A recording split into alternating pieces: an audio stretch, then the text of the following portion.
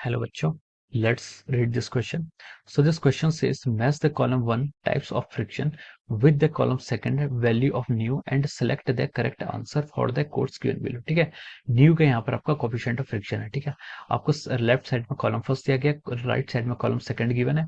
ए में आपसे पूछा स्टैटिक फ्रिक्शन, बी में पूछा रोलिंग फ्रिक्शन, सी में पूछा काइनेटिक फ्रिक्शन और करस्पॉन्डिंग आपको न्यू की वैल्यूज यहाँ पर गिवन है. ठीक है, तो हमें क्या फाइंड आउट करना है, हमें यहाँ पर बताना है कि न्यू की वैल्यू का वेरिएशन कैसा कैसा होता है. ठीक है, तो देखिए बच्चों, इस क्वेश्चन का जो आपका की कॉन्सेप्ट है, इस क्वेश्चन का आप की कॉन्सेप्ट क्या लिख सकते हैं, की concept of this problem is our types of friction. ठीक है, यहाँ पर क्या आ रहा है आपका टाइप्स ऑफ फ्रिक्शन आपको यहाँ पर बताना है. ठीक है, फ्रिक्शन आपके कितने टाइप्स के होते हैं ये आपको बताना है. ठीक है, तो देखिए फ्रिक्शन आपके क्या होते हैं, थ्री टाइप्स के होते हैं. ठीक है, फ्रिक्शन होता है क्या, पहले फ्रिक्शन होता है, फ्रिक्शन एक ऐसा फोर्स है, friction is a tangential force which opposes the tendency of relative motion और which opposes the relative motion between bodies. ठीक है, जब आपकी दो बॉडीज होती हैं उनके बीच का जो रिलेटिव मोशन होता है उसको अपोज करने की जो टेंडेंसी होती है या फिर जो अपोज करता है बॉडी को, ठीक है, उसको हम क्या कहते हैं, फ्रिक्शन फोर्स कहते हैं. ठीक है, तो यहाँ पर इसकी टेंडेंसी रहती है अपोज करने की. ठीक है, अपोज हो भी सकता है और नहीं भी हो सकता है. ठीक है, तो ये आपका क्या रहता है, फ्रिक्शन फोर्स कहलाता है. ठीक है, ये आपका टेंजेंशियल फोर्स होता है. ओके, तो this is our friction forces. अब देखिए फ्रिक्शन फोर्सेस भी आप,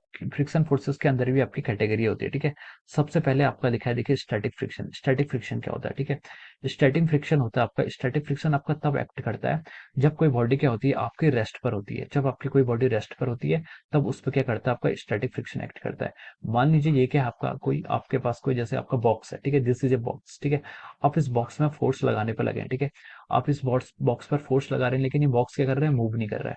बॉक्स क्यों मूव नहीं कर रहा है, क्योंकि बॉक्स के ऊपर एक दूसरा फोर्स लगता है जिसको हम बोलते हैं फोर्स ऑफ फ्रिक्शन. ठीक है, और ये आपका स्टैटिक फ्रिक्शन होता है. ठीक है, आप फोर्स का मैग्नीट्यूड को इंक्रीज करते जाएंगे, स्टैटिक फ्रिक्शन का मैग्नीट्यूड भी क्या हो रहता है, इंक्रीज होता रहता है. ठीक है, but there is a limit, एक ऐसी लिमिट होती है जिसको हम क्या बोलते हैं, लिमिटिंग वैल्यू बोलते हैं. ठीक है, limiting value of static friction, जहां पर इसकी मैक्सिमम वैल्यू होती है. ठीक है, और इसकी जो मैक्सिमम वैल्यू होती है, इसका फॉर्मूला होता है आपका, ठीक है, लेस देन और equal to mu S N. ठीक है, this is the static friction, ये आपका स्टैटिक फ्रिक्शन का फॉर्मूला होता है. ठीक है, तो जब इसकी वैल्यू क्या होती है, mu S N equal over limiting value. ठीक है, इसको क्या बोलते हैं हम, लिमिटिंग वैल्यू ऑफ फ्रिक्शन बोलते हैं. ठीक है, तो जब न्यू एस एन से लेस अमाउंट का फोर्स लगता है तब तो बॉक्स आपका रेस्ट पर होता है, और जैसे ही न्यू एस एन के बराबर हो जाता है फिर इसमें नेट फोर्स जीरो हो जाता है, और उससे आप थोड़ा सा भी स्मॉल फोर्स भी यानी कि 0.0001 फोर्स भी लगाएंगे तो फिर बॉक्स क्या करने लग जाता है, आपका मूव करने लग जाता है. ठीक है, तो स्टैटिक फ्रिक्शन क्या होता है, कोई कांस्टेंट फोर्स नहीं होता. स्टैटिक फ्रिक्शन अपने आप को, ये आपका वेरिएबल नेचर का होता है, ये अपने ये एडजस्टिंग नेचर का होता है. स्टैटिक फ्रिक्शन अपने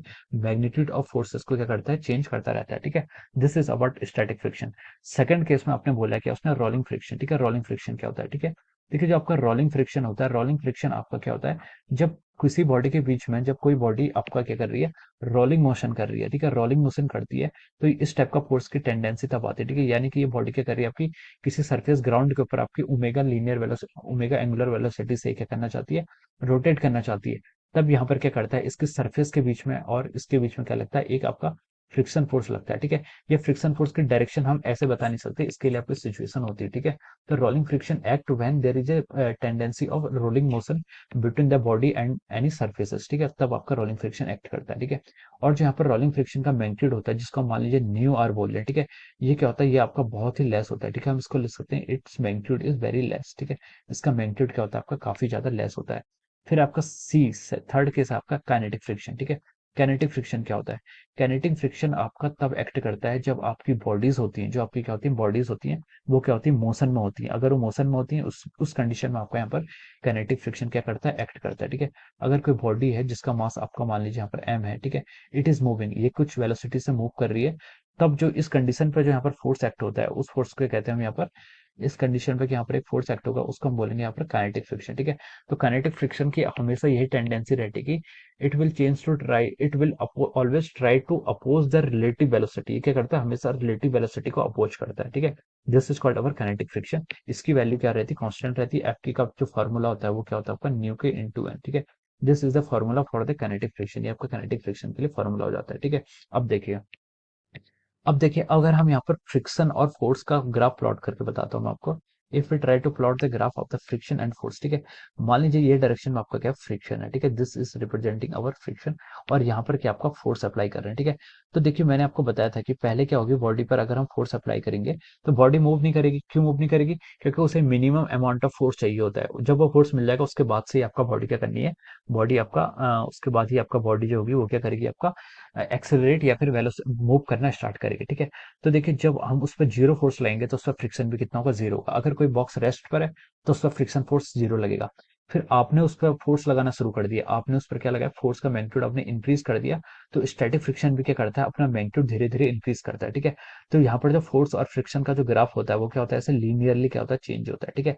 लेकिन देखिए जब आप बहुत हाई अमाउंट ऑफ फोर्स लगा लेते हैं या फिर एक वैल्यू, एक स्पेसिफिक फोर्स की वैल्यू को रीच कर लेते हैं, उसके बाद ही आपका बॉक्स क्या करता है, मूव करना शुरू कर देता है, ठीक है। तो वो जो मैक्सिमम वैल्यू होती है फोर्स की, उसको हम क्या बोलते हैं यहाँ पर, लिमिटिंग वैल्यू ऑफ फ्रिक्शन, ठीक है। या फिर हम इसको लिख सकते हैं लिमिटिंग फ्रिक्शन, या फिर मैंने इसको न्यू एस एन लिख लिया, ठीक है।